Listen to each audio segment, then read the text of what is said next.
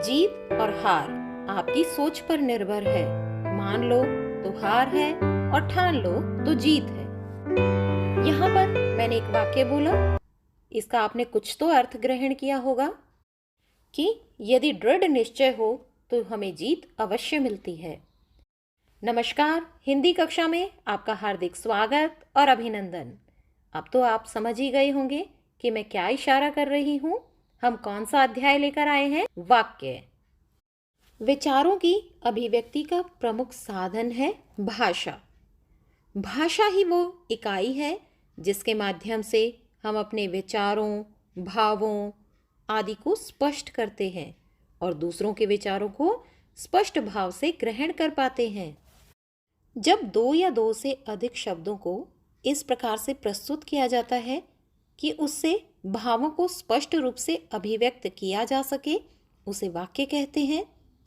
वैसे तो वाक्य एक शब्द से लेकर कितने भी शब्दों का हो सकता है, लेकिन वास्तव में पदों के उस समूह को वाक्य कहते हैं जिससे भाव अच्छी तरह से स्पष्ट हो सके। कोई भी वक्ता या लेखक वाक्यों में ही तो अपने भावों को, अनुभवों को, विचारों को अभिव्यक्त करता है। जब भी हम अपने मन की बात दूसरों तक पहुंचाते हैं या किसी की बात समझते हैं या हमें आपस में ही बातचीत करनी होती है, तो हम वाक्यों का सहारा लेते हैं। वाक्य चाहे छोटा हो या बड़ा, किसी न किसी विचार या भाव को पूर्णतः व्यक्त करने की क्षमता रखता है। तो इसको हम किस प्रकार से परिभाषित करेंगे कि ऐसा सार्थक शब्द समूह जो व्यवस्थित हो और पूरा आशय प्रकट कर सके, वाक्य कहलाता है। जैसे उदाहरण के तौर पर देखिए, फादर बुल्के संकल्प से सन्यासी थे। तो यहाँ पर एक पंक्ति दी गई है और उस पंक्ति का अर्थ हम स्पष्ट रूप से ग्रहण कर पाते हैं। अब हम नजर डालते हैं वाक्य के अनिवार्य तत्वों पर। वाक्य में 3 प्रमुख तत्व होते हैं: आकांक्षा, योग्यता और शब्द क्रम। इन तीनों का ध्यान रखना अति आवश्यक है। आकांक्षा क्या होती है? किसी भी वाक्य के एक पद को सुनने और पढ़ने के बाद श्रोता या पाठक के मन में आगे जानने की जिज्ञासा होती है कि सामने वाला इसके बाद क्या कहना चाहता है। तो उसी को सुनने की जिज्ञासा को ही आकांक्षा कहते हैं। जैसे यहाँ पर एक उदाहरण देखिए, नेताजी सुंदर लग रहे थे। अब नेताजी जो शब्द है, इसको सुनने के बाद हमारे मन में जिज्ञासा होती है कि नेताजी के बारे में क्या कहा जाएगा। तो पूरा वाक्य हुआ, नेताजी सुंदर लग रहे थे। तो किसी भी चीज को जानने की जो जिज्ञासा है वो आकांक्षा के अंतर्गत आती है। दूसरा हम क्या ध्यान रखेंगे? योग्यता। वाक्य में जिन शब्दों का प्रयोग होता है उनमें अर्थ व्यक्त करने का सामर्थ्य ही योग्यता कहलाती है। जैसे एक वाक्य है, सीता गाना गा रही है। इस वाक्य में क्या है? अर्थ व्यक्त करने की पूरी योग्यता है। मतलब इस पंक्ति को पढ़ने के बाद हमें इसका अर्थ पूर्ण रूप से स्पष्ट हो जाता है कि सीता गाना गा रही है, क्योंकि प्रत्येक पद का अर्थ यहाँ पर स्पष्ट है। तीसरा है शब्द क्रम।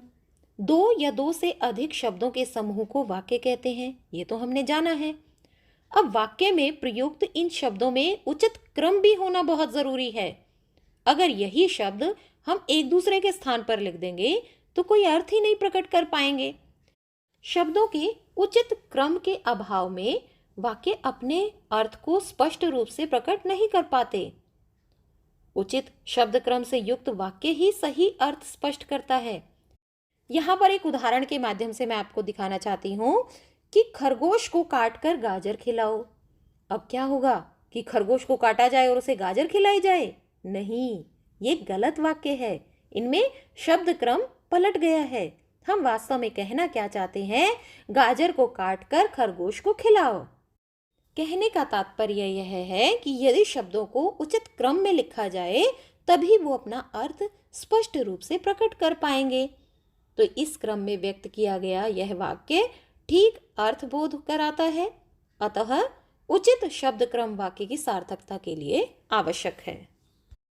वाक्य के भेद दर्शाने से पूर्व वाक्य की कुछ विशेषताएं बताते हैं ताकि आप भेदों को भी सही प्रकार से समझ सकें। वाक्य की सबसे बड़ी विशेषता यह है कि उसमें प्रयुक्त सभी पदों का पूरा अर्थ अवश्य स्पष्ट होना चाहिए। एक वाक्य हमने बोला तो उसका अर्थ हमें पूर्ण रूप से स्पष्ट होना चाहिए। वाक्य के सही अर्थ को जानने के लिए शब्दों का उचित क्रम में होना अत्यंत आवश्यक है। यदि वाक्य में शब्द सही क्रम में नहीं आएंगे तो वाक्य का अर्थ ही बदल जाएगा। जैसे अभी हमने पीछे उदाहरण में किया शब्द क्रम में, तो उसका अर्थ ही परिवर्तित हो गया था। और क्या ध्यान रख सकते हैं हम? वाक्य में जो शब्द प्रयुक्त किए जा रहे हैं उन्हें सार्थक होने के साथ साथ प्रसंगानुकूल भी होना चाहिए। अगर मान लो वाक्य सार्थक है लेकिन उसकी अर्थ क्षमता नहीं है तो उसका प्रयोग अप्रासंगिक होगा। जैसे दिनेश खाना पीता है। अब यहाँ पर खाना खाना आना चाहिए कि दिनेश खाना खाता है, तो खाने को पिया नहीं जाता, खाने को खाया जाता है और पानी को पिया जाता है। बोलने और लिखने के क्रम में वाक्य में प्रयुक्त शब्दों में निकटता का होना आवश्यक है, क्योंकि जब दो शब्दों को रुक रुक कर बोला जाएगा तो अर्थ में क्या होगा? व्यवधान उत्पन्न होगा। तो इसीलिए हमें शब्दों को सही प्रकार से बोलना चाहिए, विराम चिन्हों का उचित प्रयोग करना चाहिए। एक उदाहरण मैं यहाँ पर दूं, जैसे रोको मत जाने दो और रोको मत जाने दो। तो यहाँ पर दोनों वाक्य में ही अर्थ अलग अलग हो रहा है। एक वाक्य में रोकने के लिए कहा जा रहा है, दूसरे वाक्य में रोकने के लिए मना किया जा रहा है।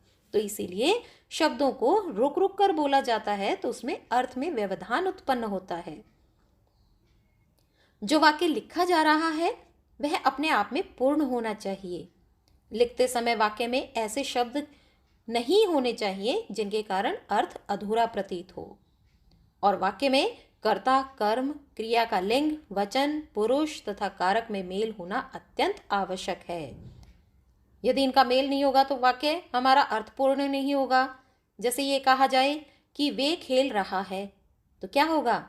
एक तरफ तो हम बहुवचन का प्रयोग कर रहे हैं और क्रिया में एक वचन हो गया, तो हमें इसी के अनुसार ही क्रिया प्रयुक्त करनी चाहिए कि वे खेल रहे हैं, तभी हमारा अर्थ स्पष्ट हो पाएगा। अब हम वाक्य के अध्याय को आगे बढ़ाते हुए वाक्य के अंग पर आते हैं। जैसे हमारे शरीर के अंग होते हैं वैसे ही वाक्य के भी अंग होते हैं। जैसे हमारे शरीर पर हाथ, पैर, मुंह आदि अंग हैं, वैसे ही वाक्य के अंग हैं। वाक्य के दो अंग हैं, एक उद्देश्य और दूसरा विधेय। उद्देश्य वाक्य में जिसके बारे में कुछ कहा जाए उसे उद्देश्य कहते हैं, और विधेय वाक्य में प्रयुक्त उद्देश्य के बारे में जो कुछ भी कहा जाए उसे विधेय कहते हैं। जैसे श्याम ने बाजार से फल लिए। अब श्याम ने क्या हुआ? उद्देश्य, मतलब कर्ता, और कर्ता के साथ जो भी परसर्ग चिन्ह प्रयुक्त किया जाता है वो उद्देश्य के अंतर्गत आते हैं, और कर्ता के द्वारा जो भी काम किया जा रहा है वो विधेय के अंतर्गत आता है।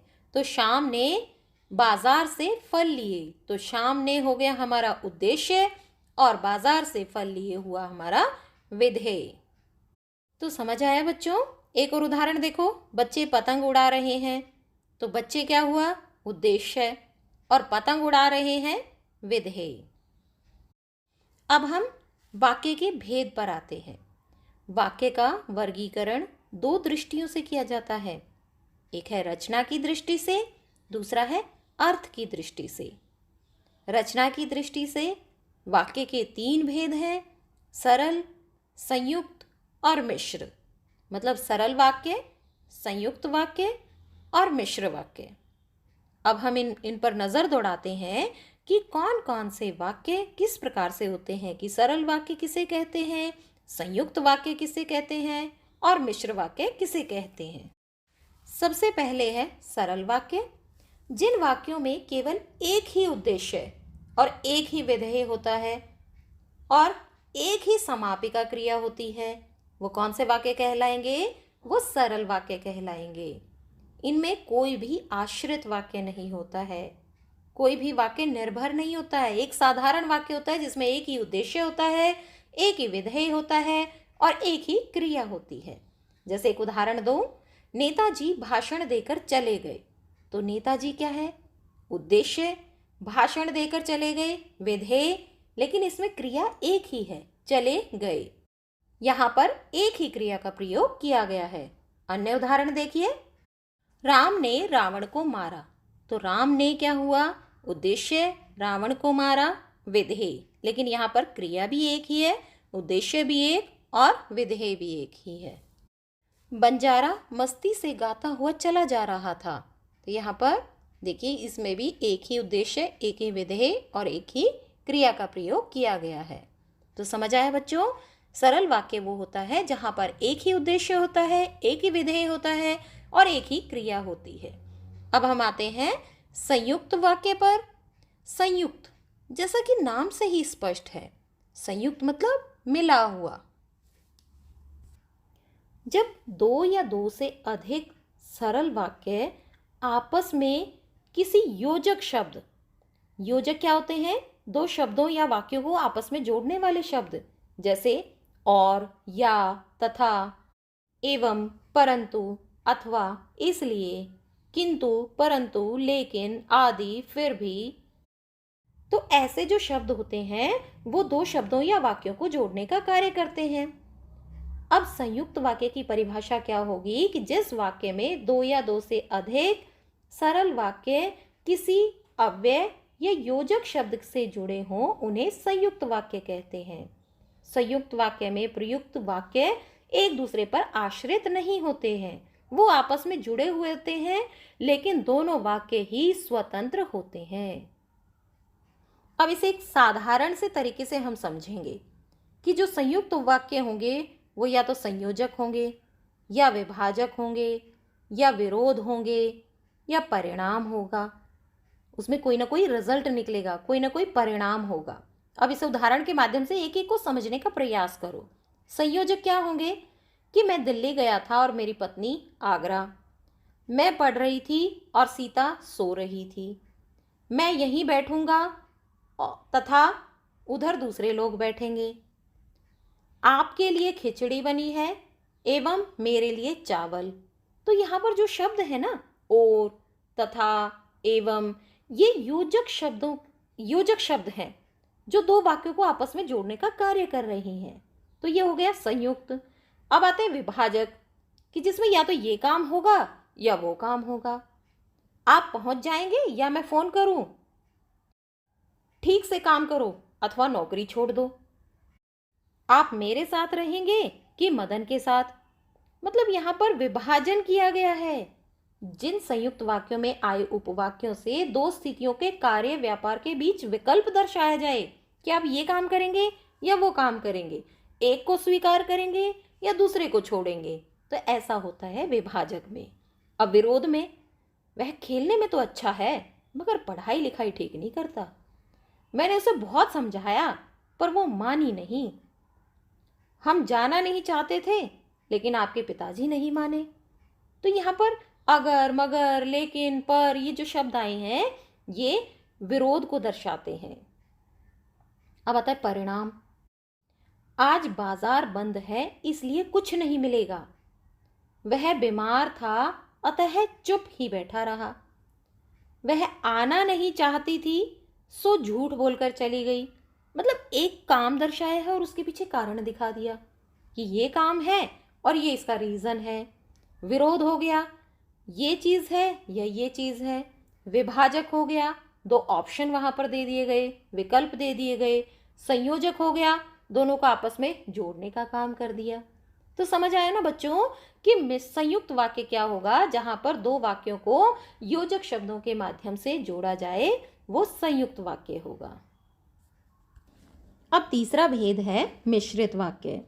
इसे भी हम इसी प्रकार से आसान सी भाषा में समझने का प्रयास करेंगे कि जिस वाक्य में एक प्रधान उपवाक्य होता है और एक या एक से अधिक आश्रित उपवाक्य होते हैं वो मिश्रित वाक्य कहलाता है। मतलब एक मेन सेंटेंस हो गया और दूसरे उस पर आश्रित उपवाक्य हो गए। अब उदाहरण के तौर पर देखें, मैं जानती हूँ कि तुम्हारी लिखावट बहुत अच्छी है। तो यहाँ पर एक वाक्य हो गया मैं जानती हूँ। तो मैं क्या जानती हूँ उसके बारे में क्या बताया गया है कि तुम्हारी लिखावट बहुत अच्छी है। जो परिश्रमी होते हैं वे सफलता प्राप्त करते हैं। तो क्या कहा गया है कि परिश्रमी व्यक्ति को ही सफलता मिलती है। जो परिश्रम करते हैं सफलता भी उन्हें ही मिलेगी। और उदाहरण से समझने का हम प्रयास करते हैं। मैंने वही मकान खरीदा है जहां आप रहते हैं। मकान के बारे में कहा गया, मकान खरीदा है। कौन सा मकान खरीदा है? जहां आप रहते हैं। पिताजी ने मुझसे कहा, ये हुआ हमारा प्रधान उपवाक्य। क्या कहा? कि वे बहुत बीमार हैं। तो ये हुआ उस पर आश्रित वाक्य कि पिताजी के द्वारा कहा गया। क्या कहा गया? कि वो बहुत बीमार हैं। अब ये जो आश्रित वाक्य है ये शुरू में भी आ सकता है, मध्य में भी आ सकता है, अंत में भी आ सकता है। एक उदाहरण के माध्यम से समझने का हम प्रयास करते हैं कि जो लड़का यहाँ आया था वह बहुत बीमार है। वह लड़का जो कल यहाँ आया था बहुत बीमार है। वह लड़का बहुत बीमार है जो कल यहाँ आया था। तो यहाँ पर क्या हुआ? आप इन लाल अक्षरों में देखिए। लाल अक्षरों में क्या है कि शुरू में, आरंभ में और अंत में। यहाँ पर आश्रित उपवाक्य वाक्य के आरंभ, मध्य और अंत में तीनों स्थानों पर प्रयोग किया जा सकता है। अब हमने यहाँ पर वाक्य के भेद किए। कौन से आधार पर? रचना के आधार पर 3 भेद हैं। अब हम एक उदाहरण के माध्यम से उसे तीनों में प्रयोग करने का प्रयास करेंगे ताकि आपको अच्छी प्रकार से समझ में आ जाए। अब मैं यहाँ पर एक उदाहरण बोलूँगी, उसे ही सरल वाक्य में बोलूँगी, लेकिन उसे हम संयुक्त वाक्य में भी प्रयोग करेंगे और उसी वाक्य को ही हम मिश्रित वाक्य में भी प्रयोग करके देखेंगे। तो मैं यहाँ पर एक उदाहरण बोल रही हूँ। हम लोग तैरने के लिए नदी पर गए थे। अब इसका संयुक्त वाक्य कैसे हो सकता है? हम लोगों को तैरना था इसीलिए हम नदी पर गए। और मिश्र वाक्य, हम लोग नदी पर गए थे क्योंकि हमें तैरना था। तो समझ आया बच्चों कि यहाँ पर एक ही उद्देश्य, एक ही विधेय और एक ही क्रिया हो तो हो गया सरल वाक्य। उसे योजक शब्द के माध्यम से जोड़ा तो संयुक्त वाक्य, और उसी को हमने दो, एक प्रधान वाक्य और एक उपवाक्य के तौर पर बनाया तो हो गया हमारा मिश्र वाक्य। और उदाहरण देखिए, गड्ढा खोदकर मजदूर चले गए। ये तो हो गया हमारा साधारण वाक्य, सरल वाक्य। इसे संयुक्त में कैसे परिवर्तित करेंगे? मजदूरों ने गड्ढा खोदा और वे चले गए। मिश्र क्या होगा? जब मजदूरों ने गड्ढा खोद लिया तब वे चले गए। आगे देखिए उदाहरण, हमारे घर से बाहर निकलते ही बारिश होने लगी। इसे हम संयुक्त वाक्य कैसे बनाएंगे? हम घर से बाहर निकले और बारिश होने लगी। मिश्र वाक्य कैसे होगा? जैसे ही हम घर से बाहर निकले बारिश होने लगी। समझ आ रहा है ना बच्चों कि हम सरल वाक्य, संयुक्त और मिश्रित एक ही उदाहरण को हम कैसे परिवर्तित कर सकते हैं। और आगे देखिए, मैं एक बहुत होशियार डॉक्टर से मिला। संयुक्त क्या होगा?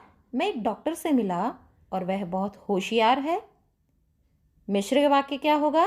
मैं एक ऐसे डॉक्टर से मिला जो बहुत होशियार है। एक सरल वाक्य और बोल रही हूं, थैला उठाकर लालाजी दुकान की ओर चले गए। आप अपनी उत्तर पुस्तिका में मेरे बोलने से पहले ही लिखिए इसे। आप में संयुक्त वाक्य में कैसे लिखेंगे? लालाजी ने थैला उठाया और दुकान की ओर चले गए। अब इसमें मिश्र वाक्य क्या होगा? जब लालाजी ने थैला उठाया तब वे दुकान की ओर चले। आगे देखिए, एक और अंतिम उदाहरण के माध्यम से और समझने का प्रयास करते हैं। ससुराल जाकर मीरा खुश नहीं है। ये हमारा हुआ सरल वाक्य। अब इसे संयुक्त में कैसे बनाएंगे आप इसी वाक्य को? मीरा ससुराल चली गई पर वहाँ खुश नहीं है। अब इसे मिश्र वाक्य में कैसे परिवर्तित करेंगे? जब से मीरा ससुराल गई है खुश नहीं है। तो समझ आया बच्चों कि एक ही वाक्य को हम सरल, मिश्र और संयुक्त में कैसे परिवर्तित कर सकते हैं। परीक्षा में आपसे कोई भी वाक्य दिया जाएगा, उसमें ये पूछा जाएगा कि कौन सा सरल है, कौन सा मिश्रित है, कौन सा संयुक्त वाक्य है, या फिर आपको कोई भी एक वाक्य दे दिया जाएगा और उसे परिवर्तित करना बताया जाएगा या तो सरल से संयुक्त में, या संयुक्त से मिश्रित में, या मिश्रित से सरल में, किसी भी प्रकार से आपसे पूछा जा सकता है। मुझे आशा है कि रचना के आधार पर वाक्य के इन भेदों को आपने अच्छी प्रकार से समझ लिया होगा। अब हम अर्थ के आधार पर वाक्य के भेद जानेंगे कि अर्थ की दृष्टि से वाक्य के कितने भेद हैं। अर्थ की दृष्टि से वाक्य के 8 भेद हैं: विधानवाचक, निषेधवाचक, आज्ञावाचक, प्रश्नवाचक, विस्मयवाचक, संदेहवाचक, इच्छावाचक और अंत में संकेतवाचक। तो हम क्रमानुसार एक एक का वर्णन करते हैं, उदाहरण के माध्यम से समझने का प्रयास करते हैं। सबसे पहला है विधानवाचक, कि जिस वाक्य में किसी क्रिया या क्रिया की बात के होने का बोध होता है उसे विधानवाचक कहते हैं। जैसे वह नेपाल से तिब्बत जाने का मुख्य रास्ता था। उपभोग भोग ही सुख है। कुत्ता भी बहुत गरीब जानवर है। तो यहाँ पर जो वाक्य प्रयोग किए गए हैं ये विधानवाचक है और इसमें एक ही क्रिया और एक ही बात को होने का बोध कहा गया है। आगे आता है निषेधवाचक। निषेध, जैसा कि नाम से ही स्पष्ट है, मना करना, ना का बोध होना। जिस वाक्य से किसी कार्य के न होने का बोध होता है उसे निषेधवाचक वाक्य कहते हैं। जैसे मैंने खाना नहीं खाया, मैं कल विद्यालय नहीं गई थी, औरत जात पर सींग चलाना मना है, हमारी जाति का यह धर्म नहीं है, वहाँ न बर्फ की सफ़ेदी थी न किसी तरह की हरियाली। तो यहाँ पर जो वाक्य दर्शाए गए हैं उसमें न का बोध होता है, तो यहाँ पर निषेधवाचक वाक्य कहलाते हैं। आगे है आज्ञावाचक। आज्ञा, जैसा कि नाम से ही स्पष्ट है, ये तो आप बहुत अच्छी प्रकार से समझ जाओगे। आज्ञा मतलब ऑर्डर, ऑर्डर देना। किसी वाक्य में किसी प्रकार की आज्ञा या अनुरोध का बोध हो वो आज्ञावाचक होगा। जैसे ही कहा जाए तुम जाओ और उसे भेजो। हीरा ने समझाया, नहीं भाई खड़े हो जाओ। मैंने उससे कहा कि जिस गांव में ठहरना हो उसमें पहले ही गंडे बांट दो। जैसे अध्यापिका बच्चों को बोल सकती है कि अपनी पुस्तकें खोलो और पत्र लिखो।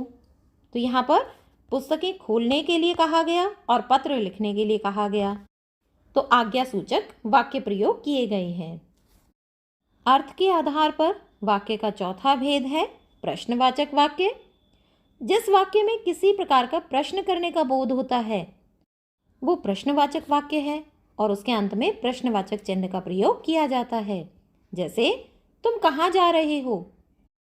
पीठ पर सामान लादकर कैसे चलते? तुम कौन हो?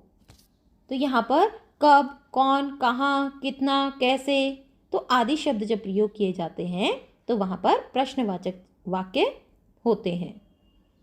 पांचवा भेद है विस्मयवाचक। जिस वाक्य में आश्चर्य, शोक, हर्ष, विस्मय इत्यादि भावों का बोध होता है वो विस्मय आदिवाचक कहते हैं। जैसे अरे वह गिर पड़ा, उफ कितनी गर्मी है, छी कितनी गंदी बदबू है, आहा यह लो अपना घर आ गया, अच्छा उसने पत्र लिखा। तो यहाँ पर देखिए विस्मय आदि बोधक चिन्ह का प्रयोग किया गया है और वाक्य को बोलते समय हमारे हाव भाव भी उसी प्रकार से प्रकट होते हैं। तो जहाँ पर आश्चर्य, शोक, विस्मय इत्यादि भाव हो वो विस्मय आदि वाक्य कहलाते हैं। वाक्य का अर्थ के आधार पर छठा भेद है संदेहवाचक वाक्य। जिस वाक्य के द्वारा किसी प्रकार का संदेह प्रकट हो, मतलब शंका उसमें नजर आए, वो संदेहवाचक वाक्य है।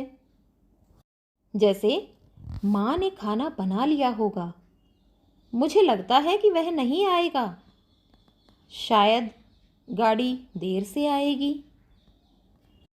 दो बैलों की कथा में एक उदाहरण है, मुझे मारेगा तो मैं एक दो को गिरा दूंगा।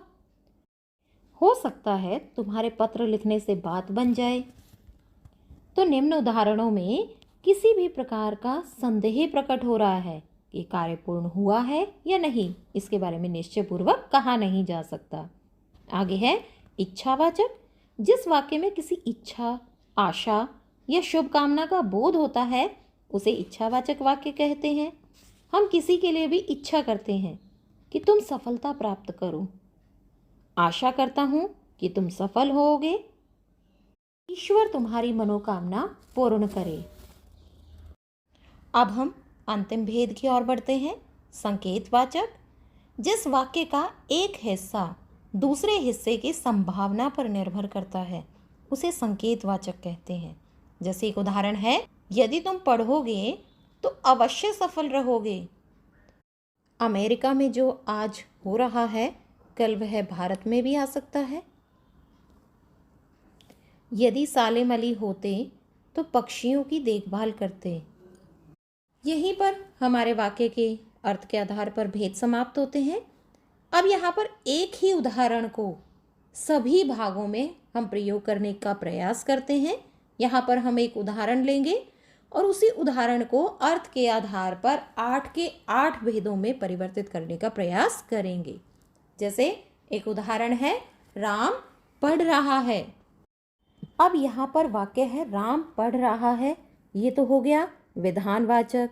विधानवाचक के बाद दूसरा हमारा भेद था निषेधवाचक। तो हम क्या लिखेंगे कि राम पढ़ाई नहीं कर रहा है। तो राम पढ़ रहा है तो ये हो गया विधानवाचक, और राम पढ़ाई नहीं कर रहा है ये हो गया निषेधवाचक। तीसरा हमारा भेद था प्रश्नवाचक। अब इसी को प्रश्न में कैसे परिवर्तित करेंगे कि क्या राम पढ़ रहा है। यहाँ पर प्रश्नवाचक चिन्ह कि क्या राम पढ़ रहा है। और चौथा भेद था विस्मयादिवाचक। अरे राम पढ़ रहा है, अरे के बाद विस्मयादि बोधक चिन्ह और फिर राम पढ़ रहा है। इसके बाद है संदेहवाचक। संभवतः राम पढ़ रहा होगा, मतलब संभावना की गई है, संदेह है कि राम पता नहीं पढ़ रहा होगा या नहीं। संभवतः या शायद राम पढ़ रहा होगा। आगे है इच्छावाचक, जिसमें इच्छा दर्शाई जाए, काश राम पढ़ रहा होता। तो हमें पता नहीं है कि राम पढ़ रहा है या नहीं, हमने इच्छा कर दी अपनी कि शायद, कि काश राम पढ़ रहा होता। और अंतिम है संकेतवाचक कि अगर राम पढ़ रहा होता तो प्रथम आता। तो यहाँ पर हमने वाक्य के एक ही उदाहरण के माध्यम से अलग अलग उसे वाक्यों में प्रयोग करना सीखा। आशा है आपको अच्छे प्रकार से समझ में आ गया होगा। इसी प्रकार से आप एक कोई भी उदाहरण लीजिए और उसे भिन्न भिन्न प्रकार के वाक्यों में अर्थ के आधार पर जो 8 भेद हैं उन्हें वाक्यों में प्रयोग करना सीखिए। अर्थ के आधार पर इसी वाक्य को हम एक और उदाहरण के माध्यम से समझने का प्रयास करते हैं। रमा रोटी बनाती है, तो इसका विधानवाचक क्या हुआ? रमा रोटी बनाती है। निषेधवाचक वाक्य में हम इसे किस प्रकार से परिवर्तित करेंगे? रमा रोटी नहीं बनाती है। अब इसे आज्ञावाचक में परिवर्तित करेंगे तो क्या कहेंगे? रमा रोटी बनाओ, मतलब आदेश दिया जाता है उसे। प्रश्नवाचक कि क्या रमा रोटी बनाती है, और अंत में क्या होगा? प्रश्नवाचक चिन्ह का प्रयोग किया जाएगा। विस्मयवाचक, अरे रमा रोटी बनाती है। संदेहवाचक, संदेहवाचक में क्या लिखेंगे? कि रमा रोटी बनाती होगी, मतलब संदेह है कि वो बना रही होगी या नहीं बना रही होगी। आगे है इच्छावाचक। इच्छावाचक में क्या कहेंगे हम? काश रमा रोटी बनाती, मतलब हमने अपनी इच्छा दर्शाई है वहाँ पर। आगे है संकेतवाचक कि यदि रमा रोटी बनाती तो राम भूखा न जाता। तो यहाँ पर हुआ संकेतवाचक कि एक काम को दूसरे पर निर्भर दर्शाया गया है। आशा है आपको ये भेद अच्छे प्रकार से समझ में आ गए होंगे। आप इन भेदों का और अधिक लिखकर प्रयास कीजिए। मुझे आशा ही नहीं, पूरा विश्वास है कि आपने इस अध्याय को बहुत ध्यानपूर्वक सुना होगा, समझा होगा और आप इसका लिखकर अभ्यास करेंगे। और अधिक उदाहरण ढूंढने का प्रयास कीजिए। उसे रचना के आधार पर सरल से मिश्रित या संयुक्त में परिवर्तित कीजिए, या फिर एक ही उदाहरण को रचना के आधार पर किसी भी भेद में परिवर्तित करने का प्रयास कीजिए। मिलते हैं एक और नए अध्याय के साथ। तब तक के लिए धन्यवाद।